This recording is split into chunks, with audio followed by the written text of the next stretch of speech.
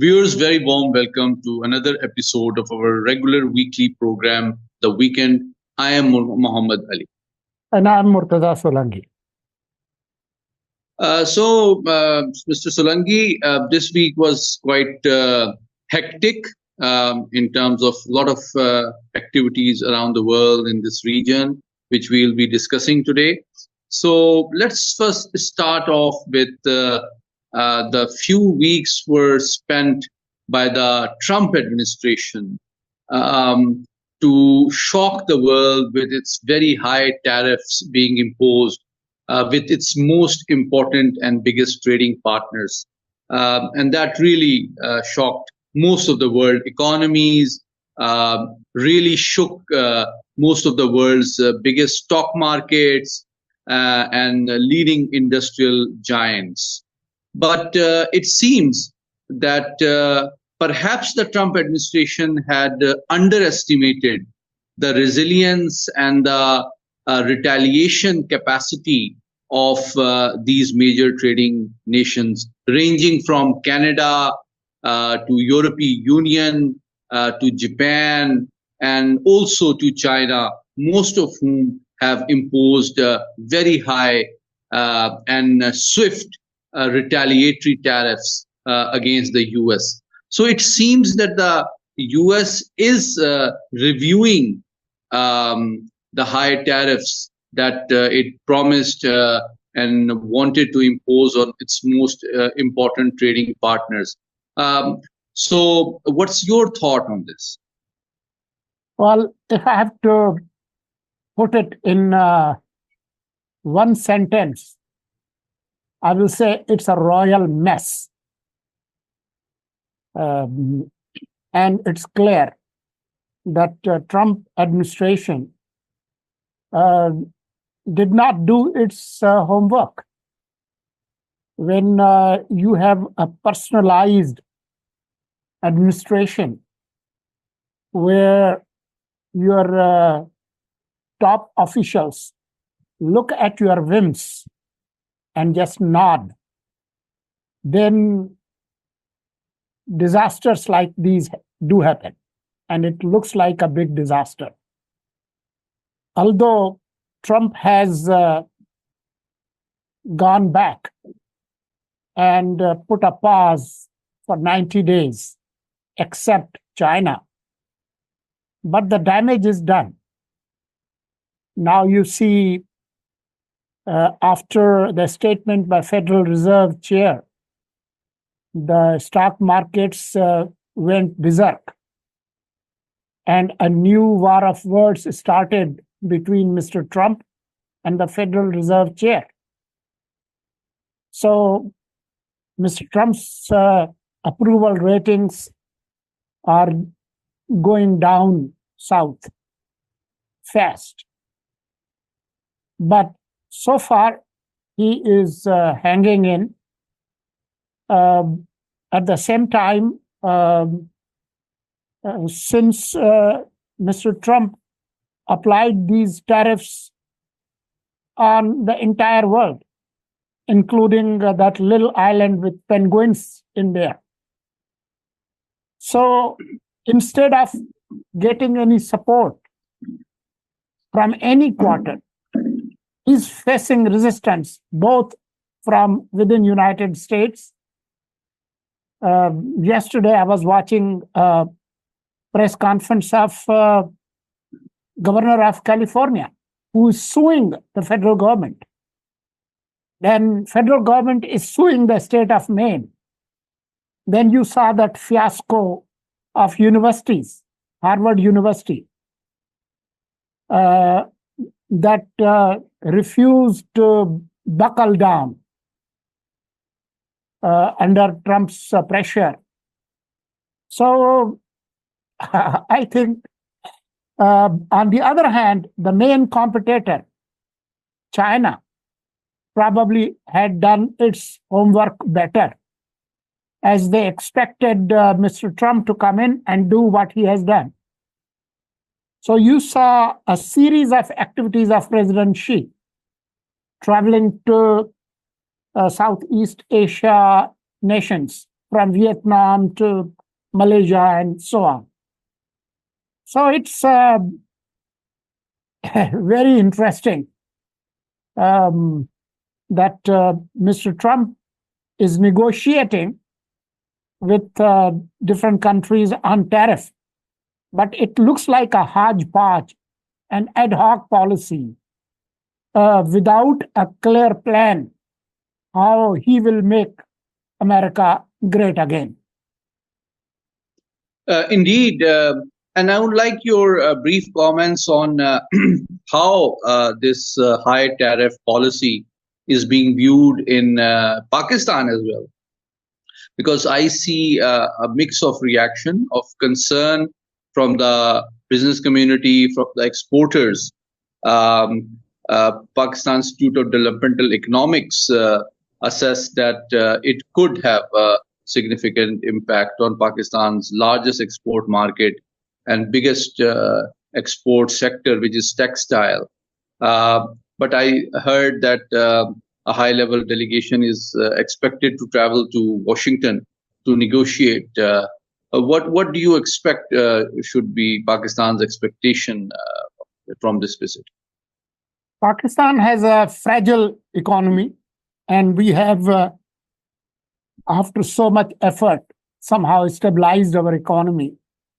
I'm sure you saw the Fitch upgrading the rating of Pakistan for the first time in a long time.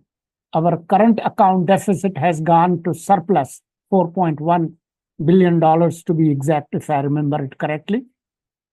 So Pakistan would try to negotiate its way out of this mess. Pakistan would probably try to buy things from the US that Pakistan needs badly, like energy requirements, and even buy soybean for soybean oil. So Pakistan is planning to somehow not to come on the wrong side of Trump administration when the relations between both countries have made an incremental progress from State of the Union address to the handing over of ISKP, most wanted terrorists, to the visit of Mr. Eric Meyer, followed by the congressional delegation.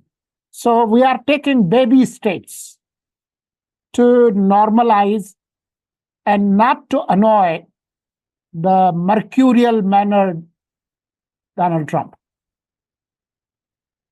So it seems that the mood in Islamabad and Pindi is that of cautious optimism from Trump administration, perhaps in the for mutual cooperation in security, counterterrorism, trade, and joint investment in the mining sector. I think the recently concluded mining event drew a lot of interest and involving the visit of the US officials and prospective investors. I think Pakistan at this time seems to be leveraging its rich mineral deposits not only to attract US investment, but also improve its relations with Washington and offer an opportunity to its least developed part of the country, including Balochistan and former FATA districts, so that the people who are poor but are resident in areas with rich natural and rare earth mineral deposits can benefit from such ventures and improve their quality of life and employment opportunities. But since we are talking about geoeconomics, I would like your perspective on this major minerals event that Pakistan held. How do you look at it, and what is its significance and way forward?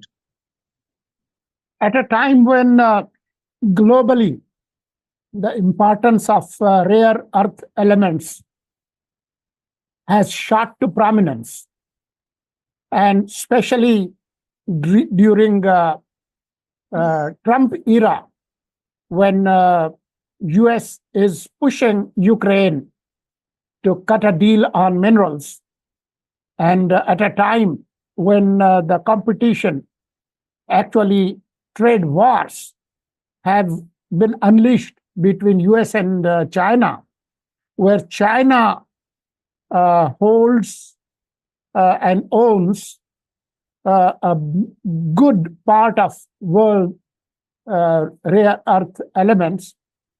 The importance of those countries having those minerals has risen.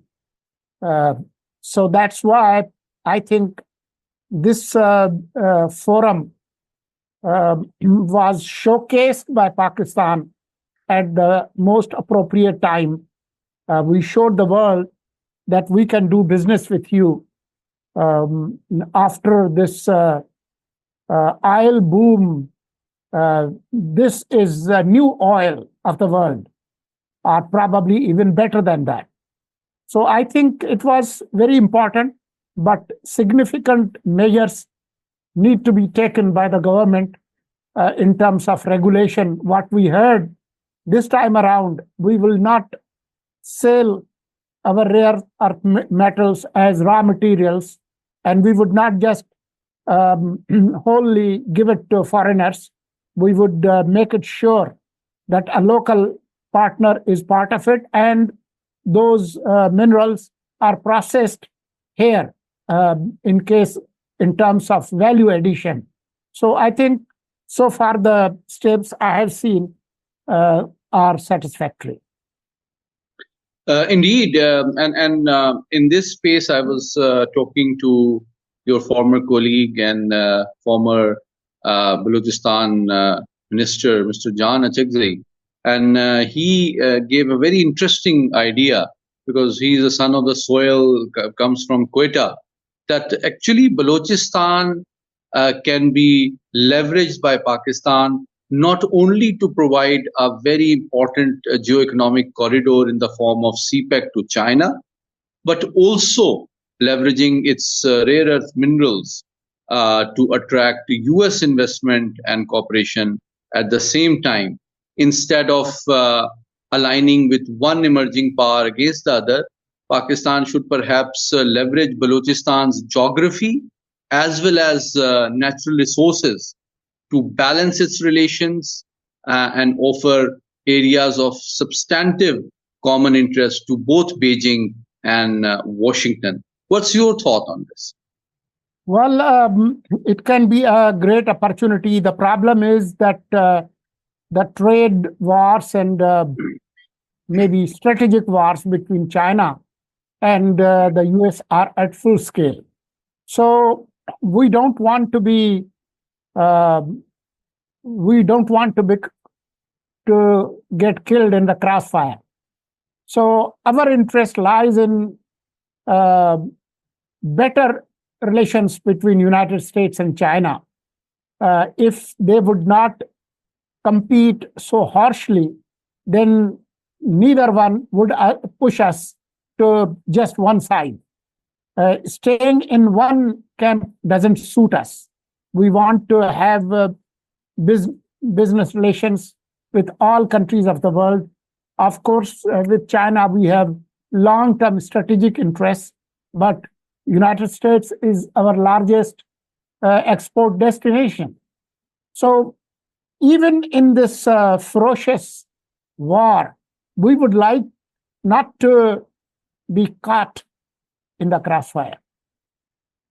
Indeed, and this is very interesting time, and offering Pakistan both opportunities and challenges amidst the intensifying geoeconomic competition between Washington and Beijing, in which US is primarily trying to deprive China from its market access and access to cutting edge technology sources, whereas China is leveraging its influence over rare earth minerals, which are critical for the development of high tech computer applications and industry.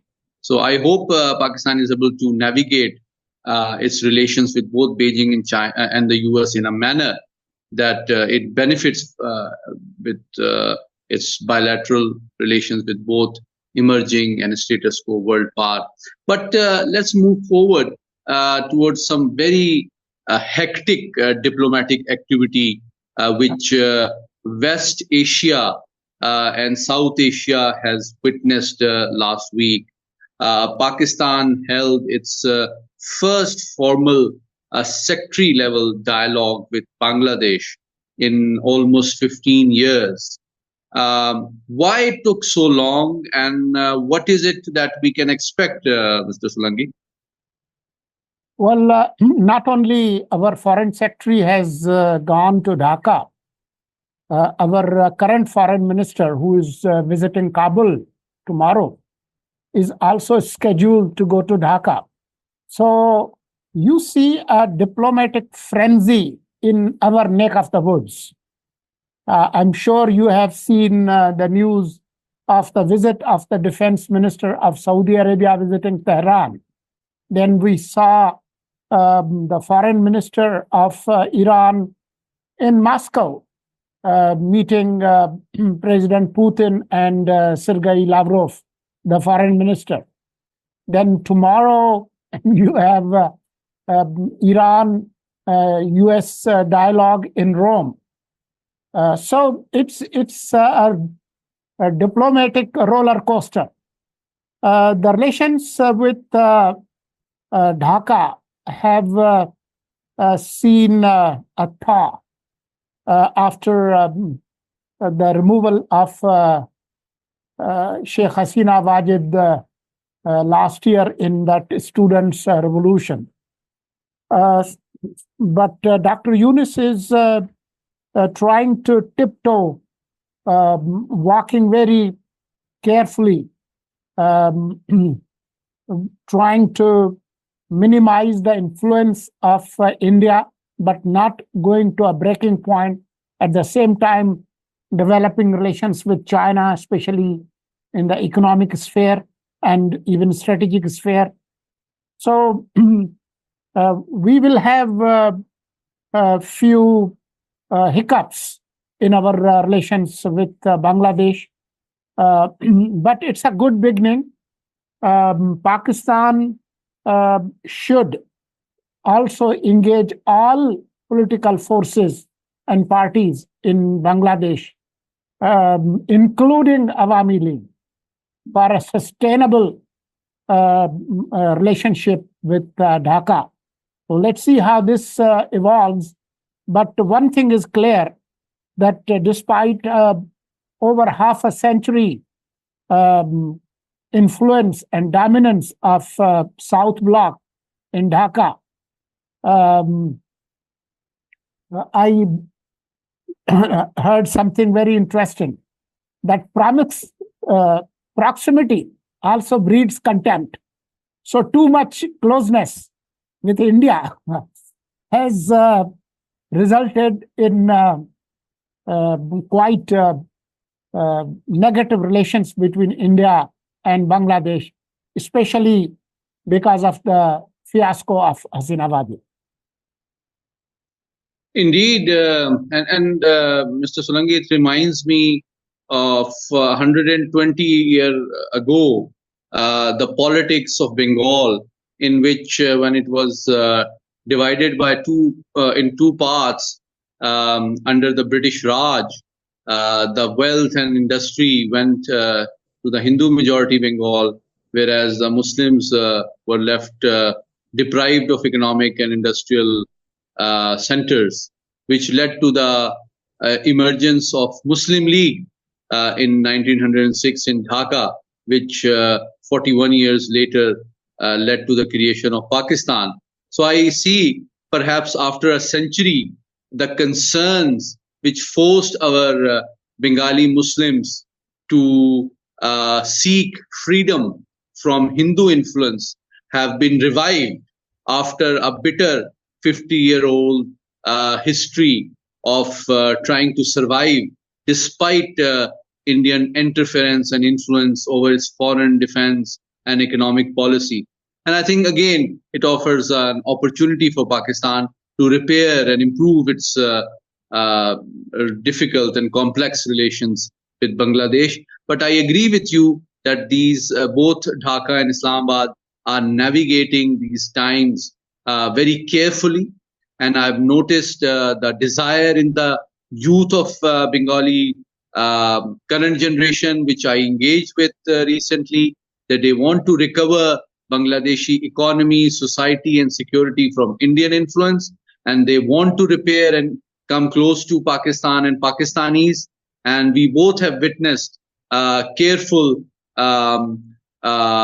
engagements at people-to-people level between academia, between journalists, between think tanks, between artists.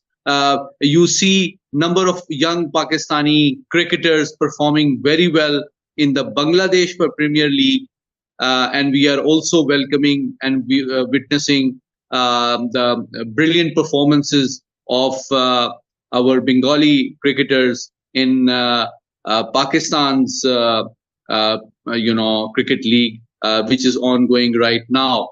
So I think it indicates that at the societal level, people of Bangladesh and Pakistan also want to come closer, and it's not just at the state and the government level. There has also been intense engagement between the militaries of both countries recently. And let me add, for the benefit of our viewers, I was talking to one of the senior most naval officers today in the morning, and I was informed that Pakistan, is building 8 new submarines with the help of China. And I was informed that the same model of the Chinese submarine is also being evaluated for purchase by Bangladesh. Same is the case with their evaluation of JF-17 Thunder fighter, and as well as the J-10C fighter, both of which form the backbone of Pakistan Air Force right now. So it seems that the emerging defense and military posture of Bangladeshi Air Force and Navy is also, it seems, likely to become technologically similar and rely on similar weapon systems and similar source of technology as the Pakistani Air Force and Navy have been doing. Now, this indicates that the threat perception and preference for a weapon system is also growing between Dhaka and Pakistan. But let's also discuss another very important issue, which is again drawing the interest and attention of the world, which is the talks between US and Iran. Not much came out of it in the first round in Oman, but it seemed that both sides expressed the interest and intent to carry on this process beyond the first engagement. And you mentioned the visit of Irani foreign minister to Moscow. It is significant, Mr. Solangi, because the future of Iranian nuclear program has a lot to do with Moscow for 2 reasons. Number one, in the Ukraine war, it is well known that Iran and Russia collaborated extensively in terms of defense cooperation, and there are reports of Iranian drones being exported to meet the defense needs of Russia on the Ukraine front. But also, most important regarding Iran's nuclear program under IAEA is that most of its nuclear facilities are of Russian origin. So any talk by any possible attack from US or Israel on Iranian nuclear program would essentially mean an attack on a Russian facility at a time when Russia and US seem to be willing to mend fences and come close to each other. I think any possible attack or disruption of Iranian nuclear program and facilities of Russian origin could significantly dent the hopes that both Mr. Trump and Mr. Putin have of improved US Russia relations. But I'd like your thoughts on it as well.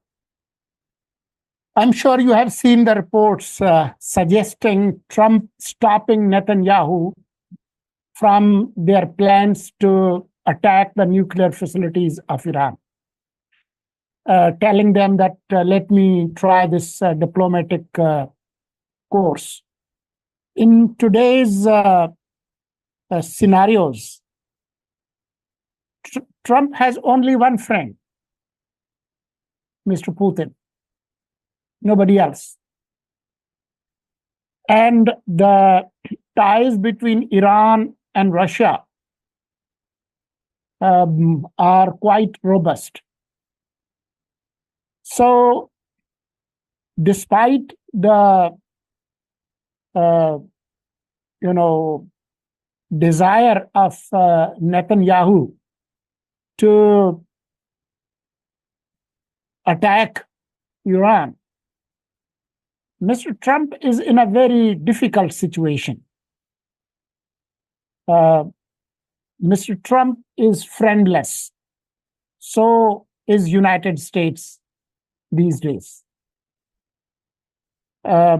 Comparing previous wars with the current situation, it's entirely different. And we should see the visit of Saudi defense minister in this light. If you remember, it was China who brokered the deal between Iran and Saudi Arabia. The relations have greatly improved. Saudi Arabia would not like attack on Iran that would destroy its oil facilities, since more and more reports suggest their nuclear stockpiles would not be destroyed by the weaponry both US and Israel had. So in that situation, I think the world should await a positive outcome coming out of talks in Rome. If not tomorrow, then in the next round. As much as the hawks would want war between US and Iran, the possibilities are too low. There would be saber rattling, but the current situation would push both US and Israel to have some kind of diplomatic solution out of this conflict. Indeed, I agree with you, Mr. Solangi, and just briefly let me add three more pieces of information related to this very important Iran nuclear crisis. First off, in the diplomatic domain, you rightly mentioned that the extraordinary visit of the Saudi defense minister being welcomed and given guard of honor in Tehran by their defense chief is symbolically and historically very significant. And the reports, even in the Western media, suggest that Washington has been warned by its key Arab allies that they will not allow their airspace to be used in any future military action against Iran and its nuclear facilities, because they don't want to be embroiled in another disastrous, destabilizing conflict at a time of economic and geopolitical uncertainties. That is the first aspect. In the military domain, another worrying development, let me share with you, is that the US defense posture, despite these recent talks in Oman and the upcoming talks in Rome, has been quite aggressive, and there's a steady build-up of US offensive and strategic capabilities in Asia Pacific, but particularly in the Middle East. There have been recent open source intelligence reports of large-scale deployment of B-2 strategic bombers in Diego Garcia, perhaps the largest such deployment in many years, which is capable of carrying the bunker buster bombs, deep penetration weapon systems, and also a full squadron of 5 US Navy nuclear attack submarines have been deployed in this region. And the US Air Force has also boosted its military presence in the Middle East. So I think this is also a signal to Iran that talk is definitely better than fight. But as Mr. Trump has warned, that if these talks don't succeed, then US is known to negotiate with its threats and challengers with a gun to their head as well. So that is the second aspect.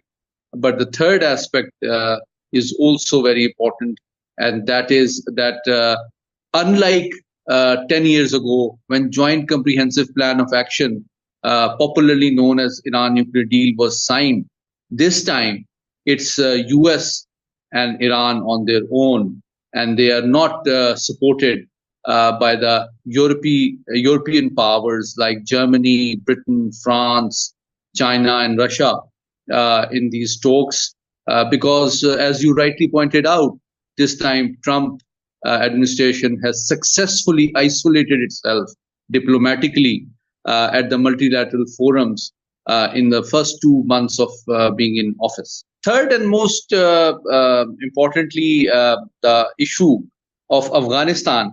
I would like to hear your views on some hectic diplomatic activity between Islamabad and Kabul as well.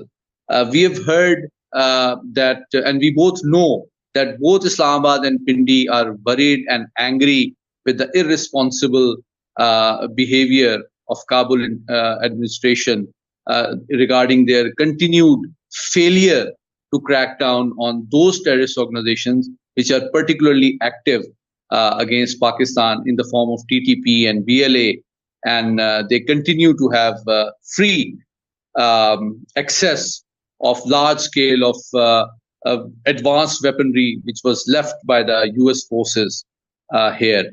Tomorrow, Pakistan's Deputy Prime Minister and Foreign Minister, Mr. Ishaq Dar, is going to travel to Kabul. What do you think is on his mind and in his briefcase?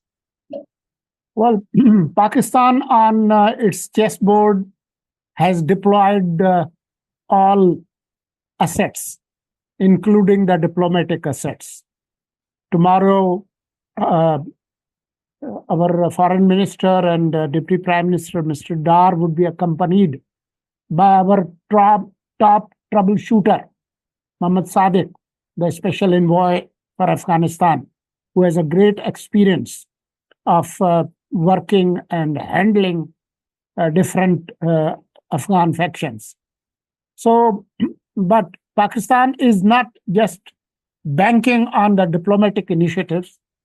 Pakistan is engaging the US on Mr. Trump's public announcement that all those weapons must be repossessed. And the recent report by BBC, if you have seen, out of 1 million advanced weapons that were left in Afghanistan, current Afghan Taliban government has sold half of them to different militant terrorist groups. So that would not be a pleasing music, neither for Pindi nor for Pentagon. On this issue, both P's, Pentagon and Pindi, would work together. Indeed, and that is further. Your point is further reinforced by the first annual intelligence assessment of the Trump administration, in which on page 6 it described Pakistan as a victim of terror attacks emanating from Afghanistan. But the most interesting and common feature between Islamabad, Pindi, and Washington is that there is a shared concern regarding Afghanistan, that it has again emerged as a source of not just regional but global terror outfits. And it states that TTP has maintained long-standing ties with international terrorist organizations like Al Qaeda and has helped them plan future attacks on the US soil and interests. So that is definitely the topmost threat perception and concern that the Trump administration has, which I hope and expect is going to be reflected in the upcoming US national security policy and also US national security strategy in the months to come. And that is an area which offers Pakistan to improve its relations with Washington as well. Indeed, Mr. Solangi, thank you so much for your insightful analysis, like always. So, viewers, this brings us to the end of today's weekly program, The Weekend. Hope you found today's program interesting and informative. Thank you so much for joining us. And don't forget to share your views and comments, and keep watching this program. Thank you so much.